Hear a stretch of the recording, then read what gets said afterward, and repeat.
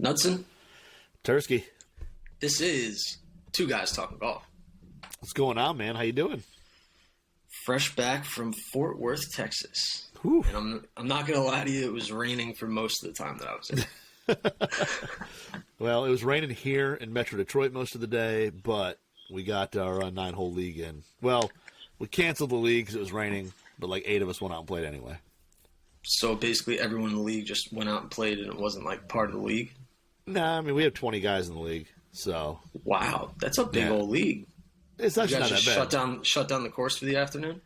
No, we only play 9, so we only take on like half the holes or whatever, and then we go on our way. So, Well, let's get a quick update on how you played today.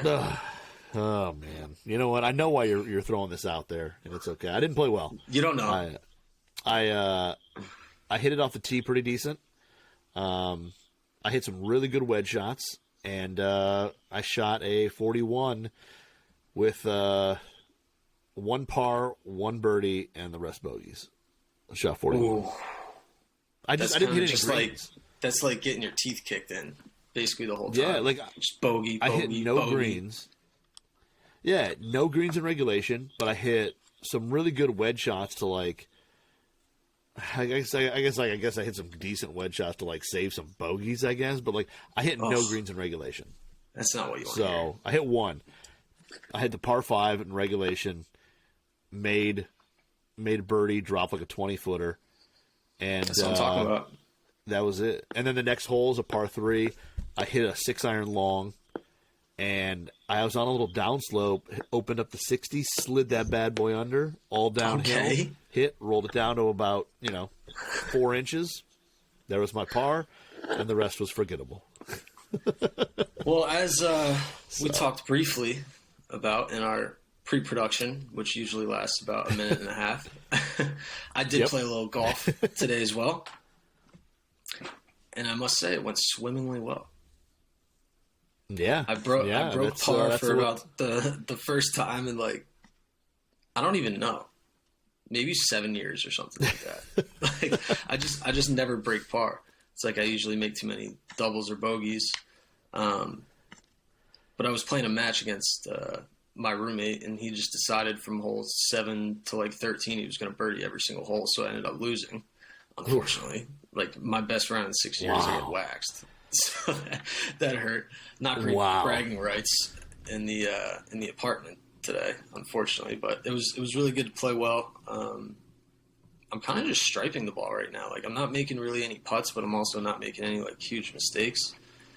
Just standard like birdie the par 5s, keep the bogeys off the card. Classic like old Tiger Woods adage golf. I'm executing quite nicely, so pretty exciting. I'm sure I'll back it up with like an 82 next time I go out. I like it, man. That's I'll good take to the hear. small wins. Yeah, I mean, honestly, for a guy it was fun. For a guy for a long time didn't play any golf, to see you back in it and getting the scores low, that's good to hear, man. I'm excited. I mean, I literally switched to lefty because of all my physical ailments. I thought I was done playing righty golf, so it's a little fulfilling. Like I said, you can't get too high on the highs, too low on the lows in golf because they're coming right back at you. So stay focused. That's a good point. So yeah, but so what was like you said, you shot under par. What you said it's been quite a few years. When do you think is the last time you shot under par? Well, it was definitely before I switched to lefty, which was that was like 2017, I think. Something like that, yeah. So that's 4 or 5 years. And then we probably had a year of like not really playing much golf, just back in terrible shape, wrist in terrible shape. So probably since like 2016. Yeah. Wow. And it was probably at like Rackham, I think was probably the last time I broke par. I usually play that course pretty well. It's kind of one of those tracks you could like kind of spray it wherever. You can really spray it. Yeah, you could just let it rip, and like I usually play well when I can just go after it, and I don't have like all the anxiety of am I going to blow this one out of bounds? You know what I mean? I can just kind of like swing my swing and play. So I love that layout for that classic layout. It is, and it's we a got Donald any Ross. listeners in Michigan, but yeah. Yeah. I think it's like half of a Donald Ross. They have like a highway that like ended up getting built through it, I think, so they had to like rewire the course, if I'm not mistaken. I think it was like the first like two or three holes or something like that when the freeway came in. They had to move, but most of it's still, because I thought the same thing. Like when people were like, "Oh, it's a Donald Ross," and I was like, "Well, yeah," but like then they put this freeway in, so like it's not a Donald Ross anymore. And come to find out, somebody was like an older gentleman I was playing with one time was telling me like, no, it really only affected like the first like 2-3 holes, something like that. Like it really didn't affect anything outside of like right where the free, like that wall in a sense, that boundary. He said it only really changed a couple holes. So he's like, most of it is still Donald Ross. I have sent a couple golf balls driving on that highway before. Yes. A couple four lefts. But I did put the blinker on, and I did yell four, but with the windows closed and people blasting music on the speakers, they probably didn't hear it. So I'm sorry if I broke anyone's windshield about 4 years ago in Michigan driving by Rackham. Yeah, I've airmailed a couple into 696 as well. So that's I think that's just kind of an initiation as a Michigan golfer when you play Rackham. Like that's just part of it. Like you got to put one or two out there, see if you can send it west. There's also like a zoo on the left of, what is that, 15? 15. Yep. So if I hurt any giraffes, I'm honestly sorry, but I don't think I duck hooked any out of bounds on that hole. I didn't play the course. I didn't play the course enough. But no, you could have easily done it. I mean, I put a few over there, and you're gonna do it. Yeah, right. And it's not so much the giraffes you have to worry about; it's probably the little train that rolls through there carrying children and their families. A lot of small children. What you probably have to worry about, hitting someone there. Yeah, that is more so than the giraffes. They should probably think about putting a net up, but who am I to tell Rackham how to do it? Donald Ross isn't a big fan of nets on his course, so maybe they're just holding up tradition. Listen, and I don't think he really likes zoos. Not a big animal guy? No, Donald Ross is not a zoo fan. He's rolling in his grave right now. So let's get a little focused here. We do have a unique kind of podcast today. With all the rain at the Charles Schwab Challenge in Fort Worth at Colonial, honestly not a lot of equipment news this week. I'm not going to lie to you guys. The biggest news was Maverick McNeely. He did end up filling out his set of Apex MV prototypes. He did end up putting in the 11 and 10 iron, which are a little different than his set. I don't know if our listeners actually went on to the forums to look at the clubs last time, but they're not replicas of the Nike VR Pros, but they're pretty close. And they had, I think, 17 grooves I counted, and they're pretty narrowly spaced on the 4 through 9 iron.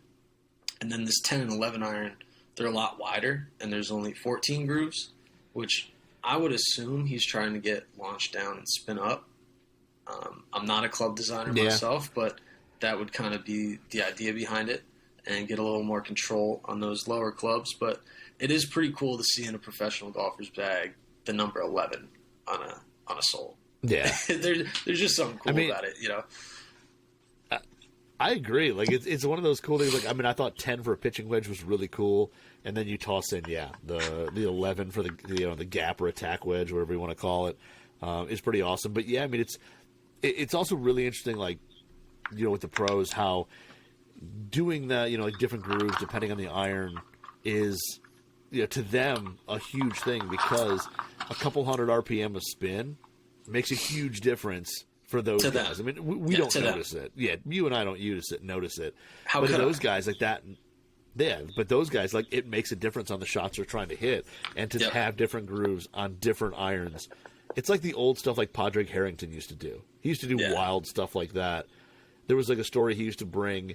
I think he told it. Like, he used to bring 2 or 3 sets of irons to a tournament that all had like different grooves and whatever, and he would hit like the shots that he thought he needed to hit throughout the tournament on his practice rounds, and then he would take irons from different sets and make up one set.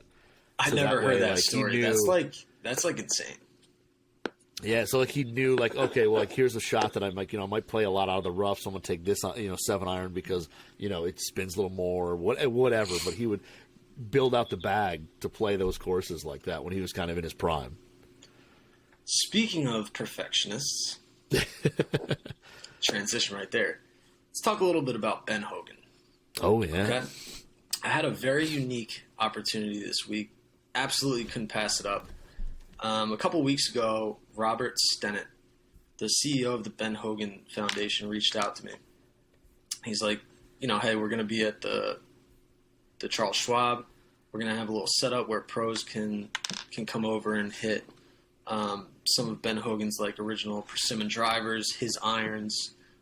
Obviously, Ben Hogan was like fighting a hook for his whole career, so super flat lie angles, like reminder grips that they're kind of spun, so like he had to grip it really weak, and just all sorts of stuff. Like the setup is just so different than really like any club, I'm sure, at the time, and obviously way different than the technology that's out today. But not only did he bring out those clubs, which pretty cool experience like in their own right, he also opened up the safe that they have at the Ben Hogan Foundation, and he brought out some of the prototypes that Ben Hogan was working on, and he says they're from the early 1960s, which is really cool when you look at the clubs that he brought out. So if you want to look at what I'm talking about, because you really have to see it, like not just to believe it, but to kind of get like the gist of what we're talking about here. But there were 5 different prototypes. And I got in-hand photos of all of them, and they're over on golfwrx.com/forums. Go over to Tour pre-release, and there's a whole thread on it. A bunch of photos in there of the 5 different clubs.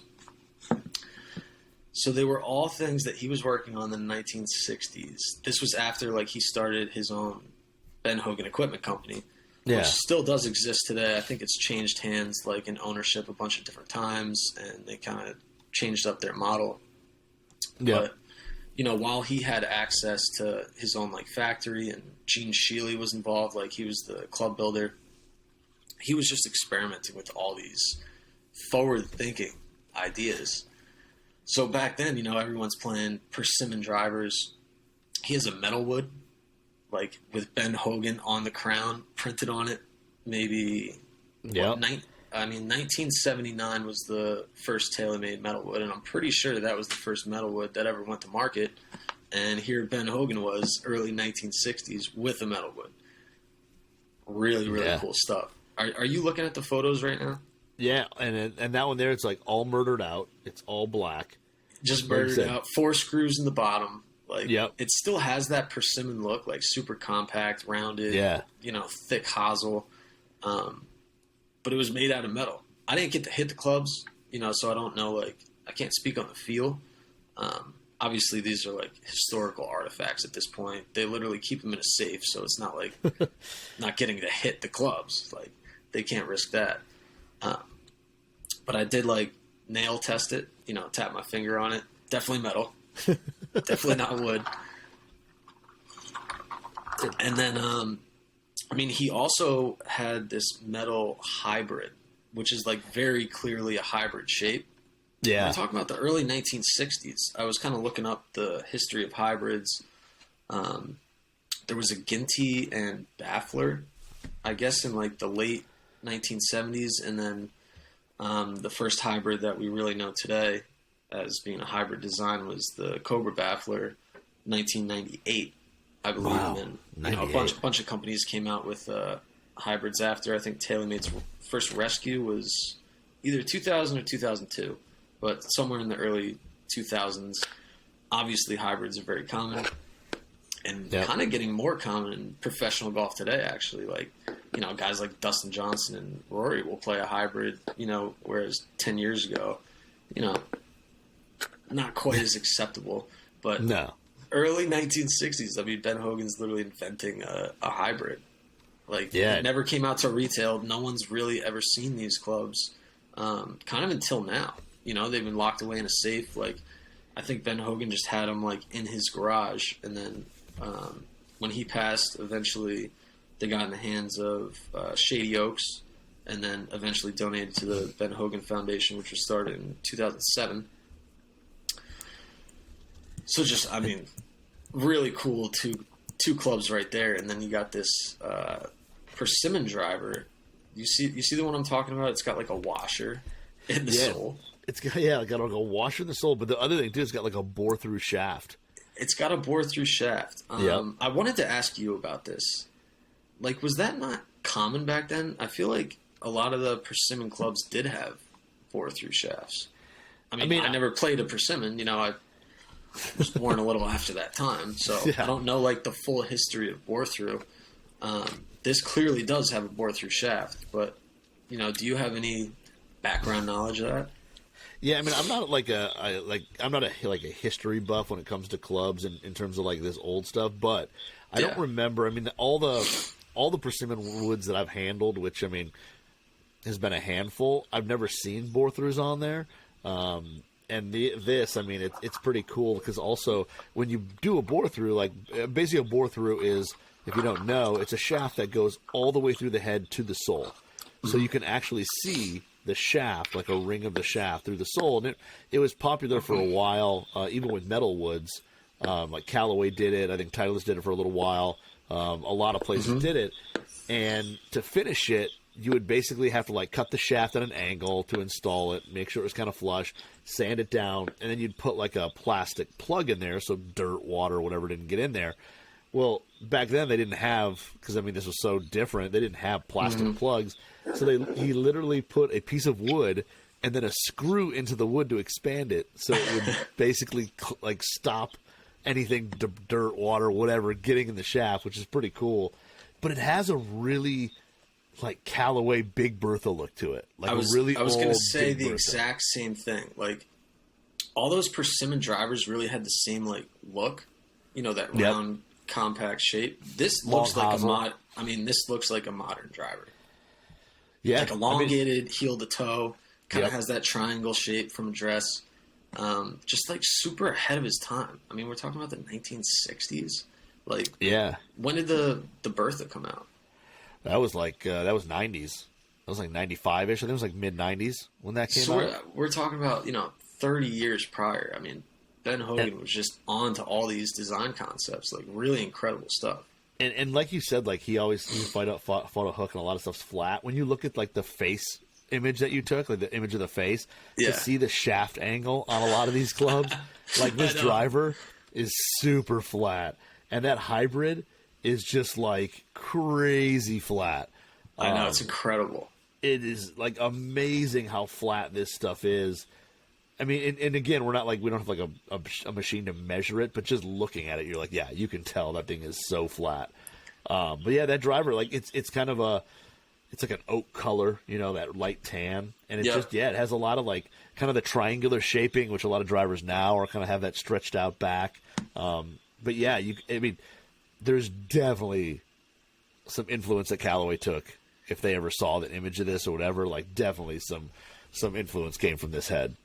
No doubt. And it's like he was really onto the concept of, with that heavy washer in the sole, like he's lowering CG with the triangle shape, like he's raising MOI. Like I don't know if he was thinking about it in those terms necessarily, but he was just kind of conceptually like figuring this stuff out. Yeah. And I don't know if companies got the idea from him or, kind of the background story of how that all went down, but clearly a little inspiration, I think, from that club specifically for the Big Bertha, like just kind of undeniable, the shaping. And then this iron, it's a 5+ iron. When he handed me this club, Robert, he was like, "You're going to be shocked." And I was like, "All right, like I know Hogan has flat line angles, blah blah blah. Like, what am I going to be shocked about?" He hands it to me. This thing's a feather. Yeah. Like it wasn't made out of normal iron material. It was made out of aluminum. Like I'm telling you, it was almost like off-putting. It's like, how could you ever swing that? And he was just guessing that Hogan was maybe playing around with swing speed and how that would affect like his iron play. But then you turn it over and you look at the face, and it's got these squiggly line, like wave grooves. Yeah. And, you know, obviously, like, Ben Hogan's not here to explain, like, his thinking behind it, but Robert was guessing that since he has other irons, like, in his in the safe that have, like, different textures on them, he was guessing that he was messing around with, like, spin and launch and just seeing how different groove, like, shapes and configurations affected spin. We can't confirm it, obviously, but it's really cool just to kind of look and see, like, where Hogan's brain was going. Yeah, you know? and those grooves, like, it looks like they were like hand carved in there in a sense. They might have actually like, been. Yeah, because they're not all uniform. Like, it's not like the same, like, perfect wave throughout. Like, they're all slightly different. Like, near the top, two of them, like, don't even touch. Like, it's like two lines instead of one. I'm looking at the same photo right now. It's so funny. Yeah, and it's also, but you're right, though, because, like, there's also, you know, you can see, like, on the outside the grooves is kind of polished, and the inside is roughed up. It's a different, you know, color. It's like a little duller gray. So I think you're right. I think, you know, back then those balls spun so much that I wonder if he was doing something here to, you know, change spin in some way, whether higher or lower, who knows. But yeah, the grooves are just wild because it looks like somebody just took like a pencil and just kind of made a wave on there, and that was it. And they're all different. And from a dress, it's got like a little bit of onset, you know, zero offset. It's very rounded. Yeah, very rounded. And definitely the other weird thing too is it's pinned in the hosel. So they used to have, like, they drill a hole through the shaft and they'd put a little pin in there so it wouldn't come apart because the epoxies and glues back then weren't as good as they are today. I didn't even notice that. Yeah, good catch. The pin, and usually it's like sanded down or finished down where you almost don't even notice it. Yeah. And here it, like, sticks out the front. Yeah, these are sticking out like Frankenstein or something. Exactly. So definitely a prototype, but it's kind of cool. Look, he's still got like a ferrule with like a colored rings on it. You know, it's still kind of classy. He had the drip. He had the drip on there. But a wild looking iron, man. I mean, from a dress, just kind of. I mean, to be honest, like, I've got a set of 1972 Hogan Apex blades in my like stash, and I tell you what, from a dress, I kind of prefer this rounded prototype a little bit. To be honest, I kind of like it too. And as someone who does suffer from a hook myself, I think they might actually help me. But I think if I tried to hit a golf ball with that iron, I might whiff on the first try. Like, that's how light this thing was. Oh, I can only imagine. Like you couldn't feel that there was a club head on the end of it. It would be just like kind of swing the shaft. Like, yeah, like, what do you think? What do you think the swing weight is on that? Like, I wouldn't even have a guess. Like, I don't think it would be on the scale. Like A1. Yeah. Like whatever the lightest possible would be. Yeah, how far can you slide the weight over? Yeah, right. And then he had a pretty cool little putter too, where the shaft is coming out at the toe instead of the heel. Really weird. I mean, I just took like a couple little, you know, I'm taking in-hand photos, so I like to get the address photo. So I took a couple little, you know, little practice strokes with it. I didn't hit a ball, but just looking down at it was really like off-putting because really you can only see like the shaft because the way the head was designed, it's like almost the width of the shaft. So you're basically just looking at the shaft. I don't know like if that would ever work. Obviously, Hogan never actually like went through with it, made it, put it in competition or anything like that. So maybe he realized like that might not be the one. But pretty cool to look at and just you know he was obviously experimenting, just kind of throwing stuff at the wall and seeing what happened at some points. And never came to fruition, but no. With the putter, I wonder if he was trying to do what like Lab Golf does. You know, make the face. You know, so the toe hang, like the face would point towards the cup. That's a good point. That might be onto something there. Maybe he was trying to kind of do something like that, which back then, you know, this was his way of doing it. But, you know, because when you said, you know, if you were to hold that thing in your hand, I mean, it's going to point straight down. And I wonder if he was trying to do something like that, like what Lab did, have that toe flow point at the target. That'd be pretty interesting. It would have been so cool to have like a notebook or something of his that explains some of the stuff that he did here and why he did it, because it is kind of. I'm sure that exists somewhere. I'm sure they kept all sorts of records about, you know, their line of thinking and design concepts. I'm sure that Hogan like had his own little sketchbook of his ideas. Like, imagine seeing some of the original mock-ups from like Hogan himself. Oh, like the napkins that he drew stuff on while sitting at like dinner somewhere or whatever. Yeah, I mean, there's got to be some just crazy stuff in there. The Antiques Roadshow would go nuts for something like that. They'd be loving it. I love that show. But it is pretty. I do too. Yeah. But yeah, just some like, kind of cool stuff, like you said. I mean, stuff from the '60s that the retail kind of versions of these things, like you said, the hybrids, the things like that, weren't seen for another 10, almost 20 years. But Ben Hogan and other people were probably thinking about these things, long before that. They just didn't have the engineering and the manufacturing to build them yet. Nowadays, if a TaylorMade or a Callaway, Titleist, whoever comes up with an idea like, hey, let's try something. I mean, they could 3D print a prototype in an hour, 2 hours, and then take a look at it, see how it looks, whatever. And I mean, they could build it pretty easily. But back then, you didn't have that. Like, you just had to like work some metal into a shape, and it probably took a pretty, skilled person to even make some of these prototypes from Hogan's thoughts or whatever. So I was kind of reeling through these clubs, and I was thinking to myself, like, imagine if he had like a sliding adjustable weight or like a twist face or something like that. Like, I was half expecting to see one of those type concepts because, I mean, seriously, just so ahead of his time with this stuff. Yeah. So that was just like a really, really cool experience. I can't thank the Ben Hogan Foundation enough. If you want to learn more, head over to their website.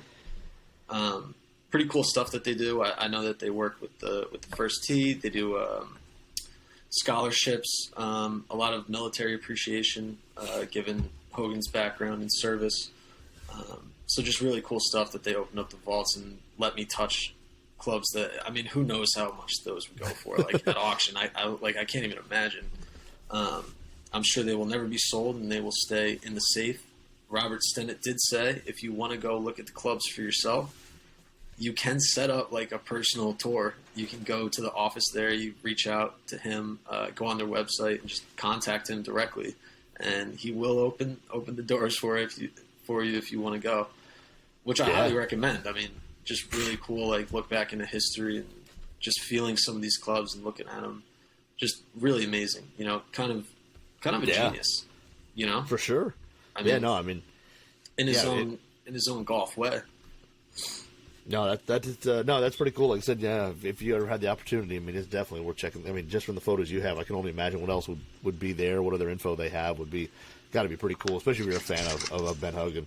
Yeah, he said they have like over 400 clubs there. So. Wow, holy crap! They got some wild stuff then too.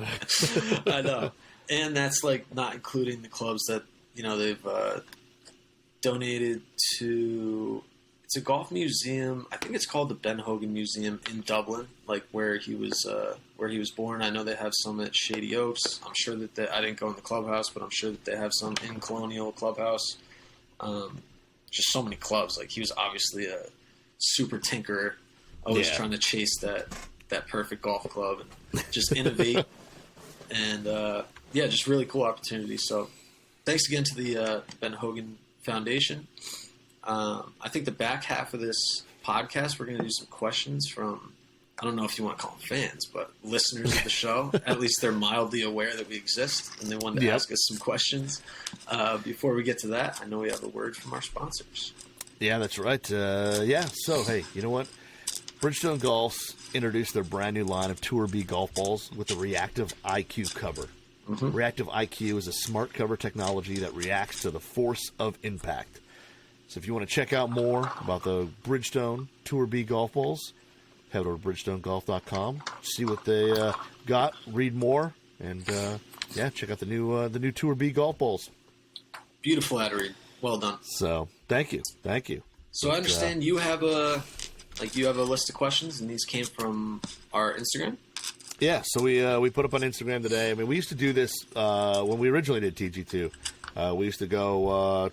I don't know if we did it on Twitter or Insta. I don't know. We used to do it some way. We got them somewhere. Yeah, we used to do, but we used to love doing questions from our followers because you guys have some awesome questions. So, what's our handle again on Instagram? On Instagram is at TG2WRX. So if you want to ask us any questions, hit us up, anything like that. That's the best way to contact us. We will try to do our best to answer your DM. I love it. I will admit that neither one of us are, perfect at this thing, but we will try our best. It's fun. It's fun regardless. A little fan interaction. Yeah. Answer the questions. So actually, different.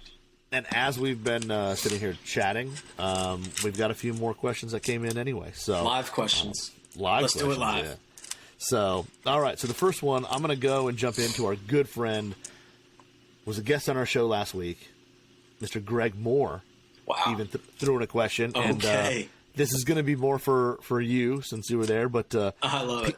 PGA 43 on Instagram, which is Greg Moore's handle there, wants to know, was the media food at the Schwab Challenge a little weak? Oh, that's really put me on the spot, Greg. Come on. Like he was there. He knows what it is. We did talk about that topic last week, talking about the best food. They had sandwiches and chips, not like a wide selection, but I thought actually the hoagie rolls were pretty good. I'm not necessarily a connoisseur, but being from Jersey, I take pride in our sub / hoagie culture. I thought they were decent. Greg had a pretty savvy move. He took some salad dressing and he put it on. I think they were like Turkey Club subs, and he put some Italian dressing on there. I didn't think of it, and when I saw the move, just full respect, just tip the cap to him. Nice. I was over there putting just yellow mustard on my sandwich like an amateur, and here comes the pro, Greg Moore, with the Italian dressing, super fancy. But I always appreciate the media centers that give us food at all. So don't put me on the spot, Greg. Hey, he's tossing out there. So that's the first one there. I'll go with another. I'm going to go with one because there's a couple here that I think, like I said, you'll be answering because they're more directed towards you and being out on tour, all that stuff. Okay. And then there's a few here that will probably be something more that I may answer. So I'll jump down and we'll jump into one that we talked a little bit about. Was it last week or a couple weeks ago? It might have been 2 weeks ago. We talked about, but from MC. I mean, I'm gonna screw up all these names because they're not really names; they're handles. Pre-apologize to all of them. Yeah, right. We're gonna butcher the names. Yeah, but MC Keg 86 asks, "What's the intention of the smooth face and knuckle neck on JT's new putter?" So, I would think the smooth face, you get a little bit higher pitch and a little bit more feedback on that. Is my understanding. Like Deep Mill has that kind of softer, deeper tone to it, a little soft feel on it. And what was the second part of that question? The knuckle neck? Yeah. I think you can actually answer that question better than me. So yeah, I think you're pretty much spot on with the face. I mean, that's pretty much. I mean, you're probably changing sound and feel. And then the knuckle neck is basically a way to dial in how much toe hang a putter has, or toe flow as some people call it. But how much toe hang the putter has. Typically, the longer the hosel, the more face balanced the putter is going to be, or closer to face balanced. And the shorter the hosel, the more toe hang it's going to have. So with those knuckle type necks, you can really dial it in without having to, weld on a neck, cut it off, weld on a new neck, cut it off. You can, it's a piece of metal tubing, so you can basically put it together, make it whatever length you want, and really dial in how much toe hang that putter has. And I think the biggest point there was that he wanted a plumber's neck. He didn't want the short slant neck anymore. Wanted to go to the plumber's neck. When he came onto the PGA Tour as a young JT, he did have like a Newport style with a plumber's neck, and I think kind of just getting back to his roots with that. I think they put the knuckle in so it's not too heavy. You don't want to like add all that weight in the hosel with a long plumber's neck, so they add the knuckle in there to kind of manipulate the weight a little bit as well. That's true. That's a good point. Yeah, because that's going to weigh significantly less than a traditional plumber's neck hosel.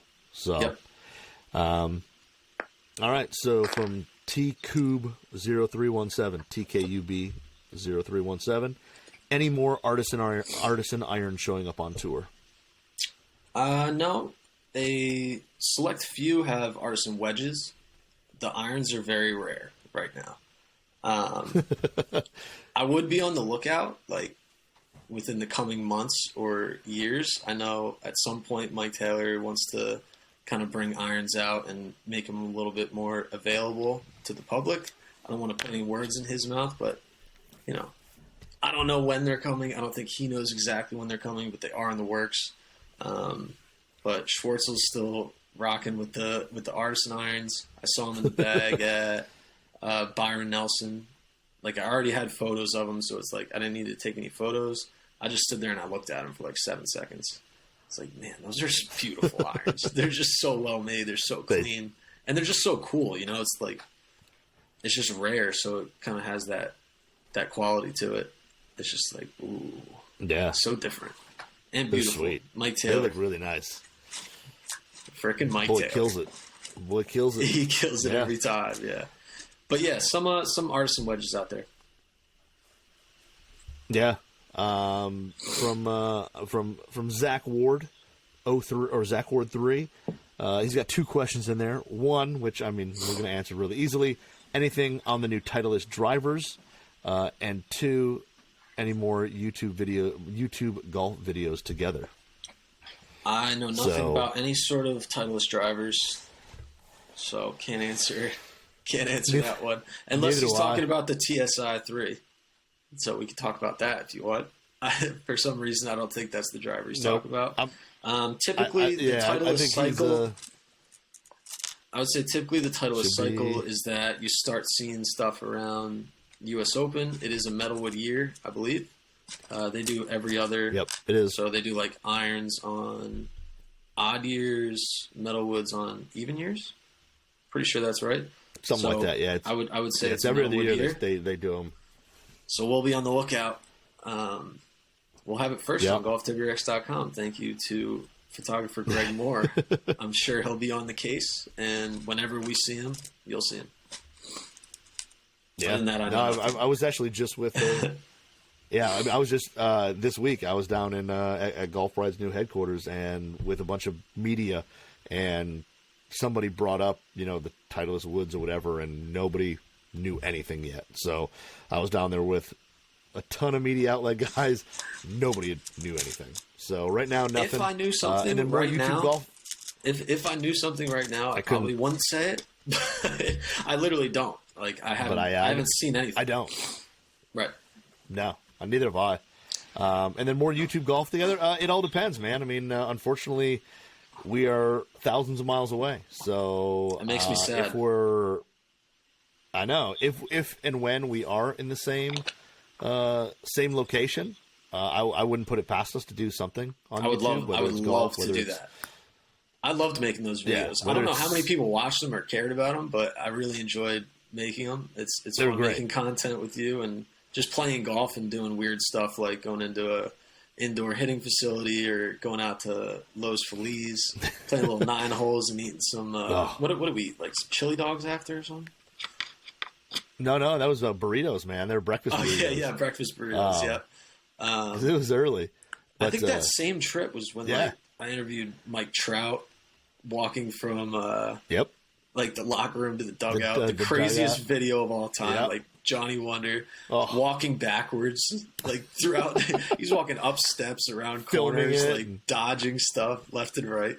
What else did we do that trip? That was a fun little trip. We got a lot of content out of that. Los Feliz. That was when we first kind of hung out with the Malbin guys. Yeah. With Stephen Malbin and all the whole Malbin stuff. All the skaters. Who was it? Yeah, met Tony Hawk.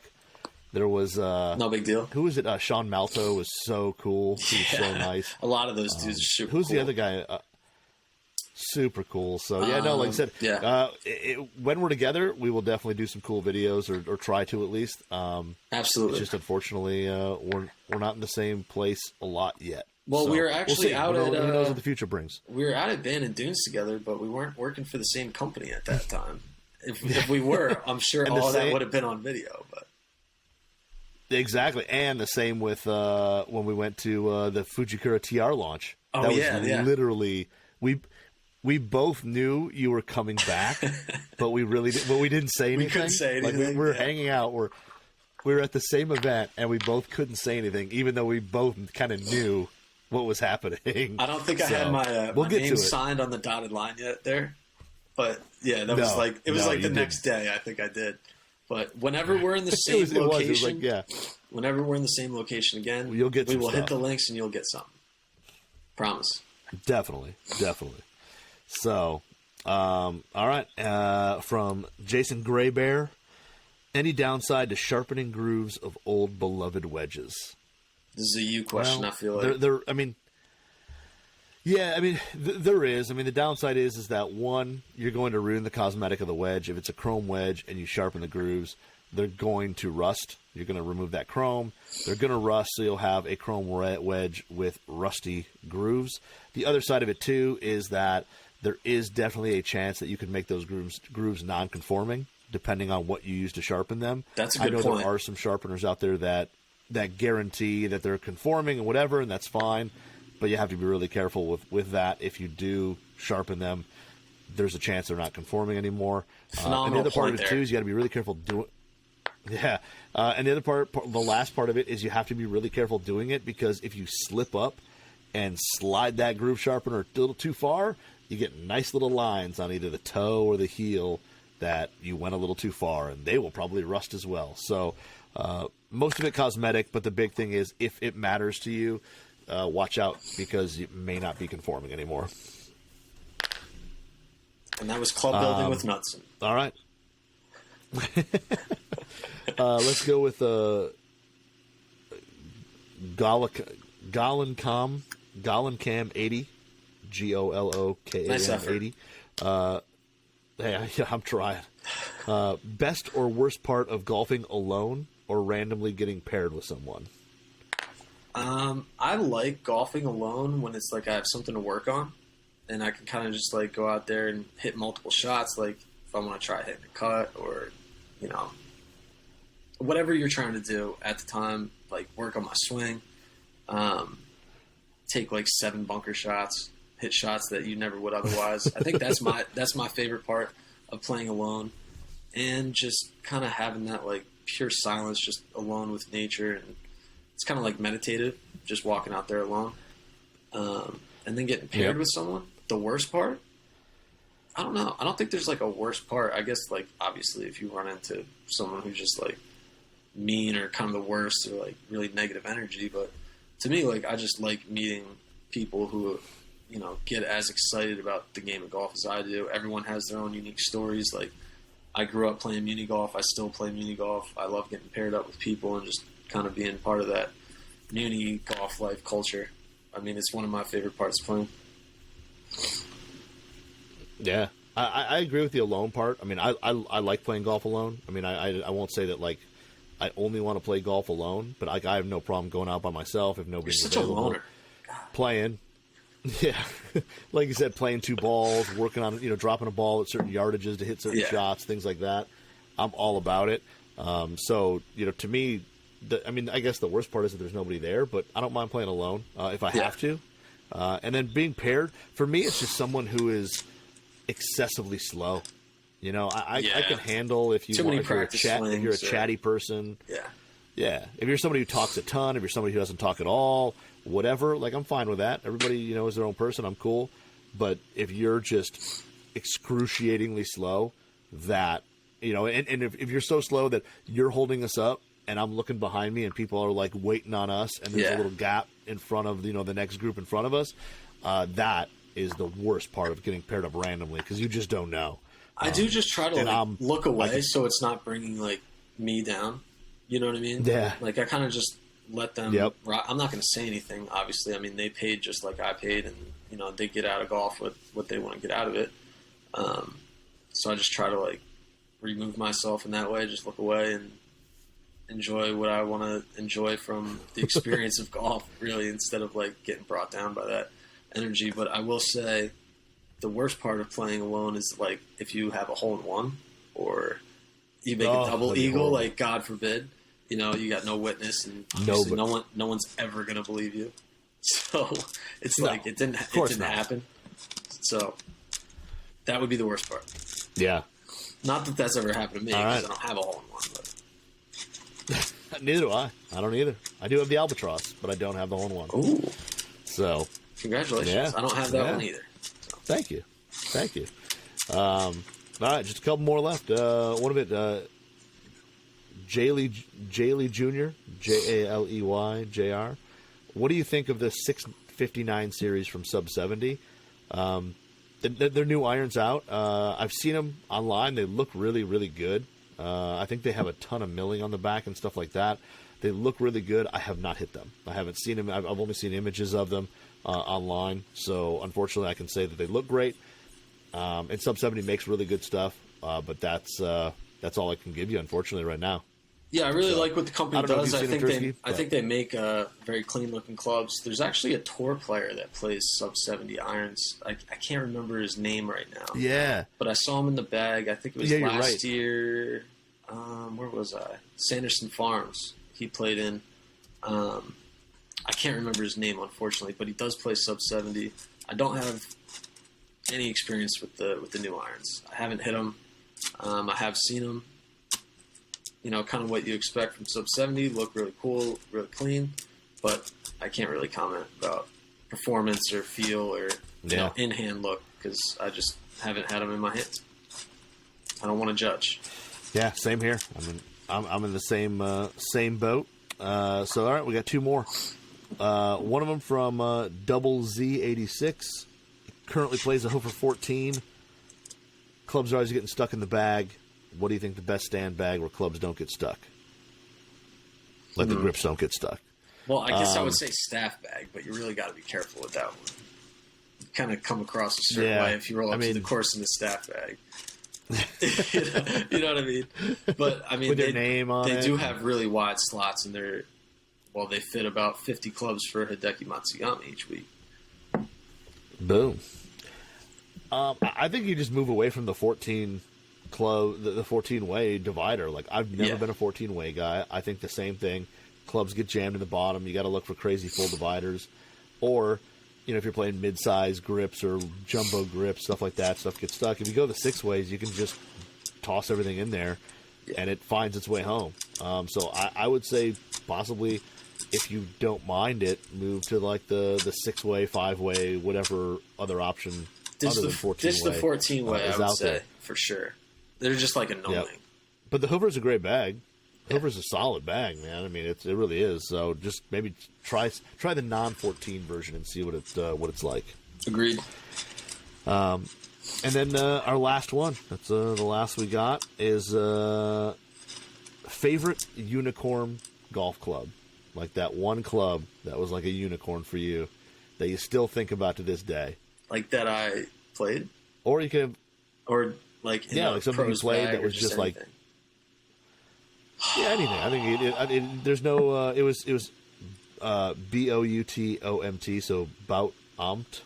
BOUTOMT. Favorite unicorn clubs. So I think it could be something you played that you absolutely just cherished. Or there's something just wild you saw in a pros bag on tour or whatever that just like made you think, damn, that's a club. I'll say for me, when I switched to lefty, the Callaway Sure-Out was like my unicorn club. Like it saved me from like frustration from literal shots around the green. It just made like chipping and pitching so easy because of the bounce on it and just like the size in general. I don't know if that's like really the heart of the question there. Obviously, clubs like the Frankenwood come to mind. Phil's Frankenwood. I'm trying to think. That Tom Hoagie putter this year, like just the story behind the 2-ball. Like his caddy, his dad actually being like the original quote unquote inventor of the 2-ball. I just think that's like a pretty cool story. I'm a sucker for the like narrative and the stories behind some of those cool clubs. Obviously, I guess because I'm a equipment writer, so you know those kind of things pull at my heartstrings. Yep. I guess these new Hogan prototypes that we just saw, like all 5 of those are some of the coolest things I've ever seen in person. Pretty wild. Yeah, pretty wild. And then I bet. And then Tiger's putter. I'll just say Tiger's putter. Yeah, Tiger's putter I think would be the ultimate unicorn. Yeah. For me, in terms of something I played, I think along the lines like you with a wedge, the Callaway, the original X Forged that had the PM grind, that had the concave sole on it. I've got 2 of them still up in my rack that are like almost brand new. Do. And that sole grind, I had them both in 58, and that sole grind was just, you open it up, you could float it through the softest sand in the world. You could press it forward, play a little back in your stance, the ball a little back in your stance, press it forward, pick it off the tightest lie. It was just super versatile. I absolutely love the grind. No one makes it anymore. But that was like, if somebody came out with one today in like a 60 or 58, I'd get it in a heartbeat. I love that wedge. But yeah, that was probably a club I played. I think in terms of unicorns, like, throughout the time I've kind of been heavy in the golf world. I think like like you said, the Frankenwood, the X Hot, and the RBZ fairways. When those 2 came out back in like 2012 or whatever it was, it was like, yeah, like absolute game changers. Didn't need to hit driver anymore with the RBZ in the bag. Dude, RBZs and X Hots were just absolutely insanely long. They were so easy to hit. They just changed the fairway game. Yeah, they did. I mean, they just absolutely changed the fairway game. They did. When those came out. And then, in terms of on tour, I'm going to go with, God, I can't remember it's going to kill me now because I can't remember the pro's name. It was a long time ago. But he had Hogan, like, cavity backs in raw, back when Ben Hogan was still owned by Callaway, before they sold them off. Was it longer? Was it he was like a decent name pro. Like, no, it wasn't longer. But somebody had raw Callaway Apex, like, I don't remember what was it called, like the Apex, like the Apex Pro or whatever it was. Mm-hmm. But it was like the cavity back. They had them in raw, and I remember seeing them on Golf WRX. Like, they were like photos from Greg, and I was just like, dude, these were unbelievable. They were so cool, and it like made me love raw clubs. So I like that question. Like I said, it's gonna kill me because like as soon as somebody's gonna chirp like the name of like who it was, and I'm gonna feel like an idiot. But that's an idiot. How'd you not know? Like, if I said the name, you know who it was. Yeah. Yeah, exactly. So, but those would be probably my unicorns if I had to pick them. I love it. So I really want to think about that's that all we got. question. That's all we have for questions. We will do this again. So if you're listening now, please follow us at TG2WRX. We will definitely do this again where we'll ask you guys some, have you guys ask us some questions. We'll definitely answer them. And please, we'll do it again because it is fun. And you're right. We should do a show on some type of like unicornish type theme in terms of clubs that we have lusted for or loved over the years. I think at some point, we should each do like our own top 5, put on Instagram and get everyone else's top 5, make it a whole thing. I like it. We can do something like that. All right. So no more questions. That's all I got. That's all I have for questions. No more questions. No more podcast. We're out. That's right. That's it. That's all we got. We're done. And just sub 70 player on tour is Zach Fisher. That's what I'm talking about. That's research there. I went to their website because I knew I'd seen that they had a guy playing their stuff. Was it Tommy Armour III is playing their irons as well? So he's on staff. But, like he's signed as a staffer.